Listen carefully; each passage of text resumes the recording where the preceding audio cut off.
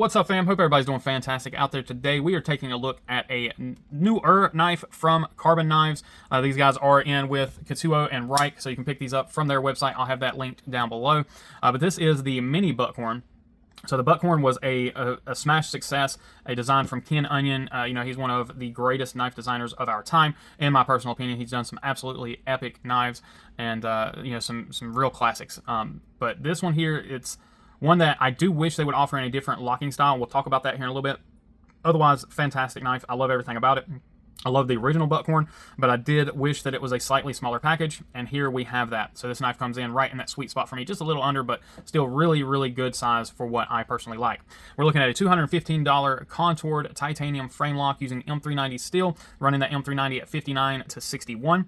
We have a 3.15-inch blade with a blade height of 0.95, so right at an inch, and then we're using a 3mm or 3.1 millimeter actually blade stock. Now for your handle, it is bi-directional contouring, so it does contour this way and this way. So it's really unique in how it handles, how the handle feels. Typically, you just get a standard contour that is, top to bottom like this. You don't get it left and right, and it actually kind of goes in and back out. So very interesting. We'll see that as we do our close-ups. But the handle length itself is 4.17. At the highest point, we're looking at a 0.98 on the handle. And then for your thickness, right here in the thickest part of the palm swell is 0.55. And then at the thickest part here with the pocket clip, which is right at that palm swell, we're looking at 0.65. So very, very close on those dimensions. The pocket clip does not add much at all to the thickness of the knife. Overall length, we're 7.32, which is really nice length for, again, for my everyday carry tasks. We're looking at a 1.15-inch carry profile. So very slender. And then if you add that flipper in, we kind of had to do a little bit of a cross cut here, but right there at that flipper, we're just above that at 1 1/4, so 1.25 inches with your flipper. Now, a knife only weighs 3.4 ounces, so again, not very heavy for a knife that is not only contoured, but has multi-directional contouring, and then it's also a titanium frame lock. Again, that's a pretty good weight. Let's go ahead and jump into our close-ups of this knife and see what it's all about. So zoomed in here, we do have the Buckhorn logo there, or the Buckhorn pivot, so it looks kind of like the bottom of a brass shell. And then we have this insane milling pattern that was on the original, and we still see it here. So you've got vertical milling or horizontal milling, depending on which way you want to hold the knife. But we have straight line milling, there we go, and then we have the really nice sweeping lines that run through, as well as this, I don't know what you would want to call it, this cubic pattern, I guess. It kind of looks like, what was that the old video game, Cubert, I think it was, or Cubert, I don't know. Somebody's going to roast me in the comments. I can't remember that, but I think it was Cubert, I think. Anyway, coming through, we do have a couple of speed holes, which these are very, very minimal. I actually do like those. I think it adds to the design of the knife. It looks great. We have a non-reversible pocket clip, but we do have a titanium backspacer here with some gearing, and then a very, very large lanyard hole. Pretty much a full-length backspacer. It does have the Karbon branding there.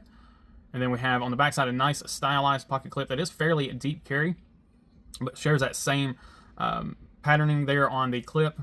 3 cutouts for your lock bar access. Does have a lock bar insert that is screwed in from the inside. And then there we have still the same information. So I think they're actually calling this the 7.5 as in a 7.5-inch knife. It's not quite there, but it's close. But that is pretty interesting. They have the Buckhorn 7.5 and then 2025 there. And there we have the first thing. We'll talk about that here in just a little bit. So this thing is very lock bar sensitive. But anyway, we'll get there. We have a modified sheep footy drop pointy-ish blade. I don't know what they would want to call it, but it does have some very reminiscence of a sheep's foot here with that curved tip and that belly. Got some swedge there and that standard kind of a blasted finish on the M390. Same thumb studs that double as a simulated stop, but there's also a stop pin. So these are not the solo stop pin. There is an actual stop pin in there on the knife. No branding on the blade whatsoever, with the exception of here on the bottom you have M390, which isn't usually visible. Wonderful plunge grind. I mean, honestly, some of the best I've seen as of late. Actually, that might be the best plunge grind I've seen in a very long time. Look at how I can't even talk. Look at how crisp that plunge grind is. That is insane. Great job by Reich on that. So coming through, looking at the sharpening, of course, it is flawless. No issues with that sharpening. Let's see if we can see the tip here. We might have to flip it around to see that tip. Yeah, I'm not going to be able to focus on that. All right, let's go ahead and look at our lockup here, and then we'll see the centering. So lockup is perfect. I do want to show off here on the inside. You do have the Ken Onion. Well, let's turn it the right way. You do have Ken Onion there on the inside, and then there is on the lock side no cutouts, but then I think you have some here on the show side. No, so that's one thing that they could do if they wanted to bring that weight down a little bit. They could give a little bit of weight relief there on the inside, just a little bit of extra milling in there. But I don't know. I'm sure there's reasons for that they didn't do it. Centering, of course, it is perfectly centered. And let's see if we can see that tip now. And yeah, look at that. Typical Reich. We have a perfect tip there as well. So, what was I talking about with this knife? Again, it is very, very, very lock bar sensitive. At least this example is. It may not be the same with all of them, but this example is extremely lock bar sensitive. So if I'm just doing a standard reverse flick with the, off the thumb studs, no issues there. It doesn't have an issue. Now, if I'm using the flipper, it gives it a little stronger detent, but because you're using the flipper, I have plenty of leverage, no issues. But if I am touching this lock bar at all and try to use this thumb stud, it locks it. It is a very substantial detent when I'm doing that. Now, as long as I am, acknowledging that and I remember that when I go to grab the knife, it's not a problem. I know how to hit it. But if I'm just not thinking about it or whatever and go to open this like a normal, because I'm not holding the lock bar, I'm just touching it, and it's substantial. So keep that in mind if this is one that you are interested in or that you're looking at. If you're one that typically struggles with frame locks, this one, unless you're using the flipper only, then you don't have any problems. But if you want to use the thumb studs, if you struggle with lock bar pressure, this is probably not the knife for you. You might want to look at getting the larger version, the aluminum one that's the liner lock. That thing is amazing, and even the larger version, because it's not as small of a package. The lock bar pressure isn't as extreme, so I didn't have any issues with that one when I reviewed it. Now, the handles here, I personally think this does feel better in my hands than the full size did. I feel like I have better control over the blade itself, and I like that I can feel the contouring in my hand. The other one just was a little bit larger than what I typically like, and it did not have that same feel in hand as this one does. Extremely ergonomic. I do get a slight hot spot right here at the tip of the pocket clip, but a quick adjustment in my hand, and that disappears. The choke up point is just on the small side, which actually does not bother me because I wouldn't use it on this knife.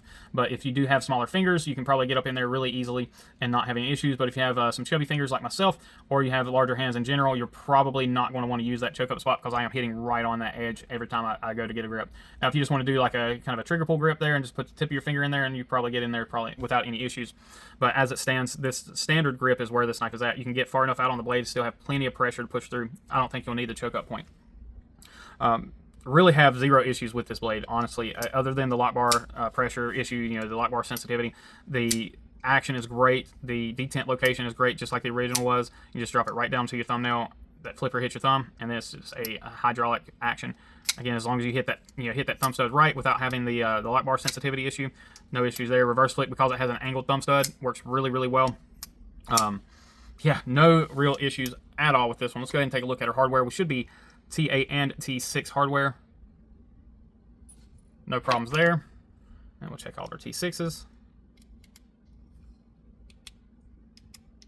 No issues at all. Go ahead and jump into our size comparisons.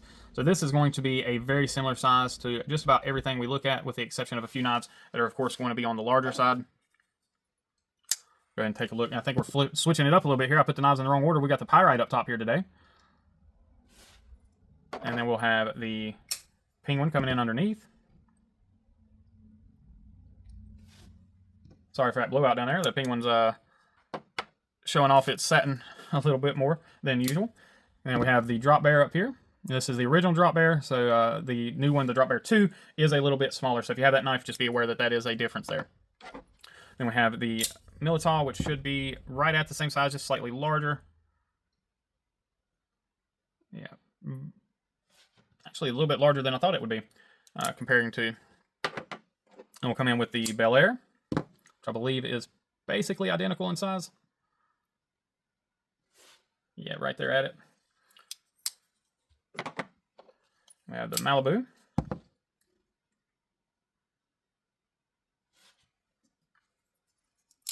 And then we'll bring in the big guys here. We've got the PM2.